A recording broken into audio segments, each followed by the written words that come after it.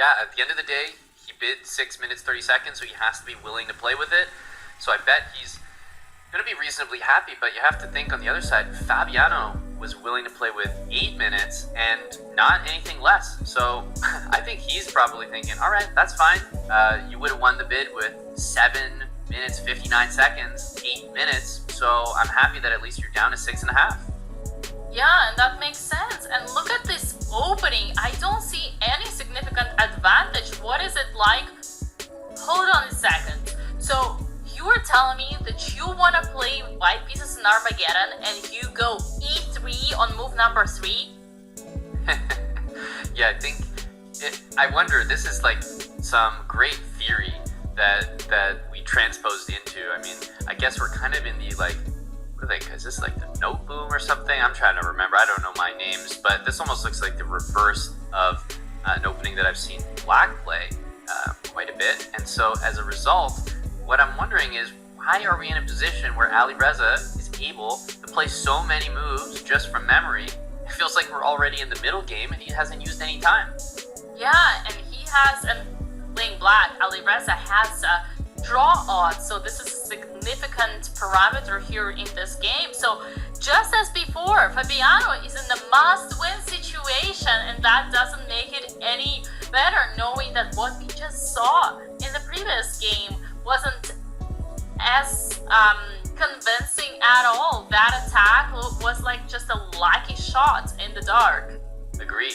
Yeah, obviously he'll take a win any way that he can get it, and not to take anything away from that performance, but you're right, that did not look like Fabi would never repeat that game in a must-win situation. So this is another case where I wonder, are we going to see this kind of move like e4 by white? I'm not sure if it's any good here. You kind of offer a trade in the middle and you want to encourage Black to play d4. So white plays e4, Black plays d4, and then the goal is to try to put your pieces on those light squares and stop the huge pawn formation from advancing. Yeah, and it's funny because after that, if we show to everybody, we would again witness this kind of interesting bishop dynamic here against good bishop and the bad bishop, but apparently, according to the ancient, this would be such a big advantage for Black. Wow, yeah, it must be just that you don't have time to get pieces where they need to go, because knight c4, I guess, just drops the e-pawn, and you can't quite get that blockade in. But I wouldn't be surprised that Fabi's at least considering this, and time is ticking away. Don't forget, Alireza gets to calculate when it's Fabi's turn. Yeah, and knight h4 just happened on the board. Fabi is trying to attack again, bringing the knight to f5, the best possible square for the knight.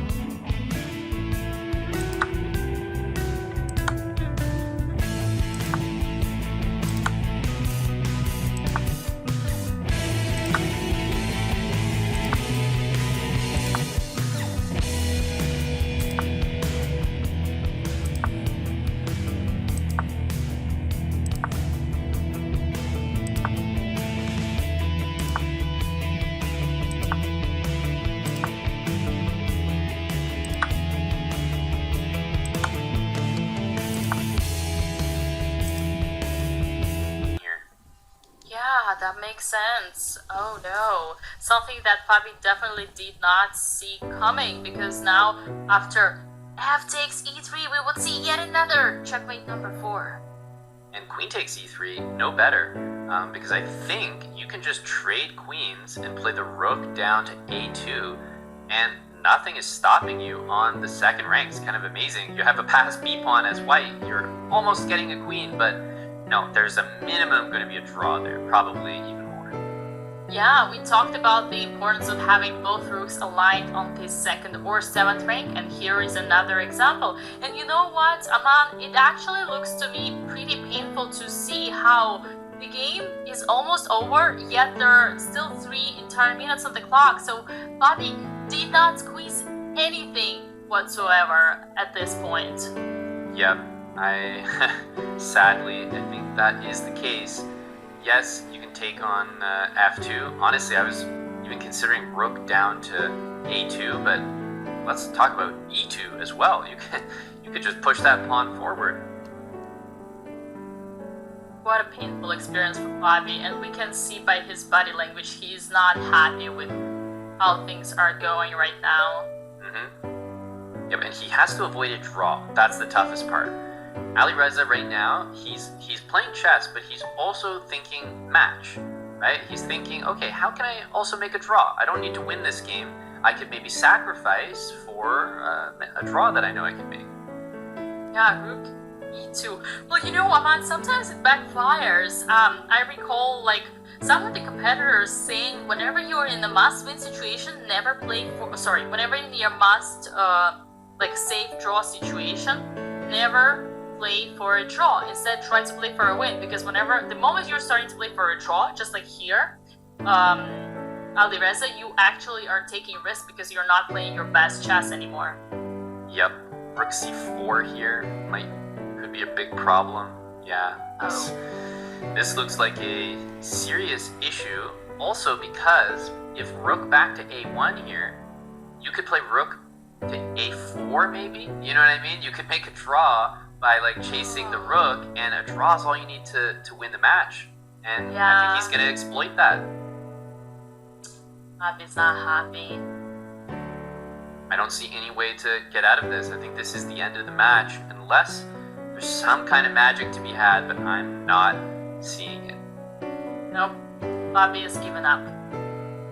Yeah, and what a clever, I'll even call it a tactic. How about it? Tactic.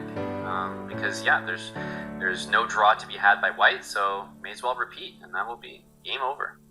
Queen e3, but isn't that just checkmate incoming after rook a1? Oh, boy. I don't think there